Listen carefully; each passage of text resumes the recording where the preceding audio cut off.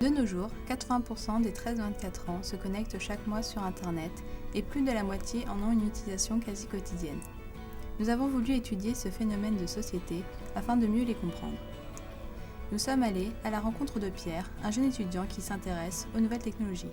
Alors la culture geek, faut commencer par la redéfinir, parce que beaucoup de gens font l'erreur de confondre les geeks et les nerds.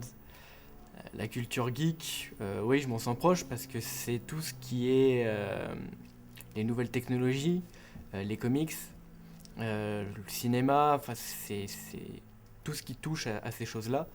Et personnellement, ouais, je suis vraiment à fond là-dedans, donc ouais, je suis très proche de cette culture.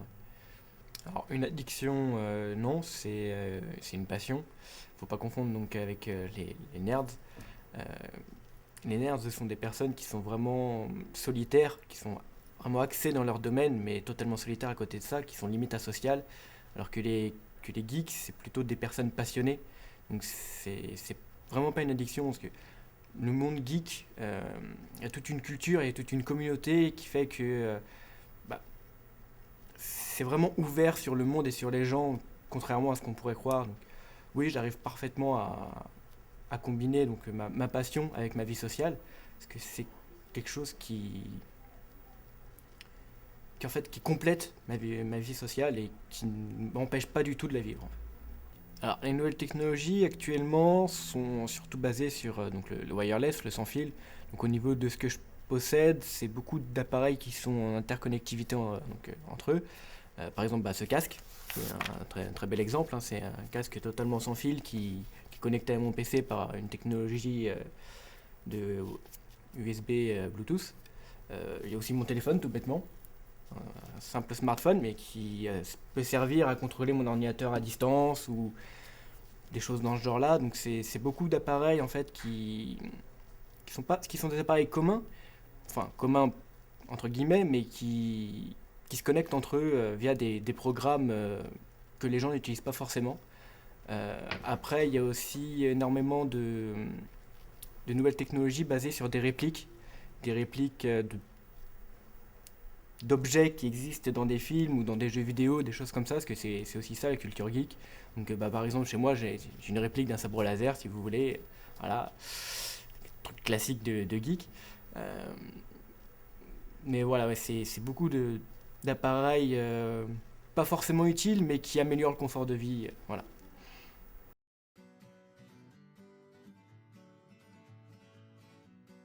Mais Denis, un de ses camarades de classe, ne partage pas cette passion et préfère vivre autrement.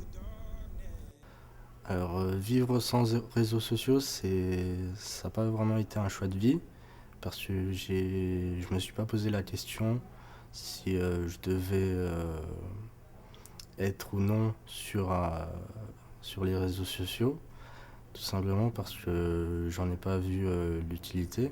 Je dois reconnaître que ça permet de créer des liens avec d'autres personnes. Je pense pas que c'est indispensable. Il y a plein d'autres moyens de créer ces mêmes liens avec ces mêmes personnes. Je ne me sens pas exclu par rapport à mon statut parce que tout d'abord, je pense que le fait de ne pas être sur un réseau social ne me rend pas si différent que ça par rapport à ceux qui y sont, parce que je partage quand même de bons moments avec les personnes que j'aurais eues sur le réseau social. Donc non, je ne me sens pas exclu. Heureux de ce choix, je pense pas que j'irai jusqu'à dire heureux, mais je pense que je dirais que c'est un choix qui me convient. Je le vis très bien comme ça, de pas être sur un réseau social. Et parce que ça me permet de profiter d'autres moments, à la place que passer du temps sur Facebook à rien faire en gros. Et je passe ce temps à profiter de passion ou de moments que j'aurais mieux profité que si j'aurais été sur un réseau social. Donc par conséquent, ça me semble pas indispensable.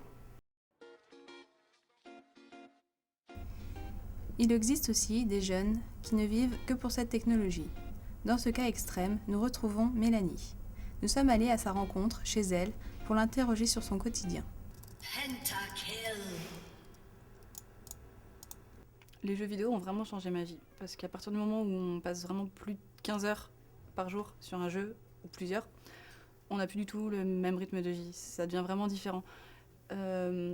J'ai arrêté d'aller en cours pour ça, c'est-à-dire que j'ai plus de scolarité, tout ça pour me consacrer à cette passion, qui j'aimerais, dans l'avenir, en faire ma carrière.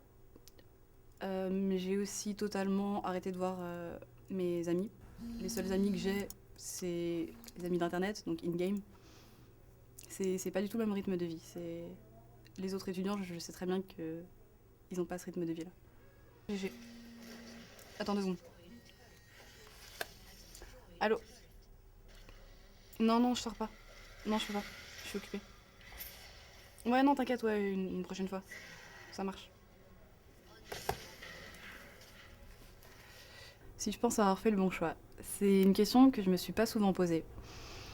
Parce que actuellement, j'ai 19 ans, j'ai arrêté mes études et je vis vraiment à 200% pour cette passion.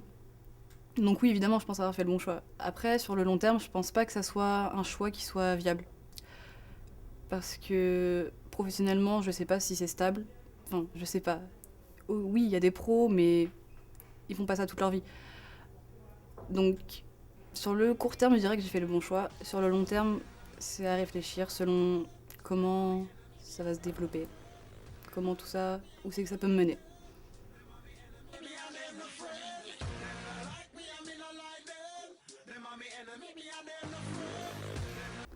J'ai privilégié les jeux à ma vie sociale parce que, pour une simple raison en fait, c'est que je suis quelqu'un de réservé et que j'ai beaucoup moins de mal à me faire des relations amicales avec des personnes qui habitent partout dans le monde, qui ne sont pas en contact direct avec moi qu'avec des personnes réelles.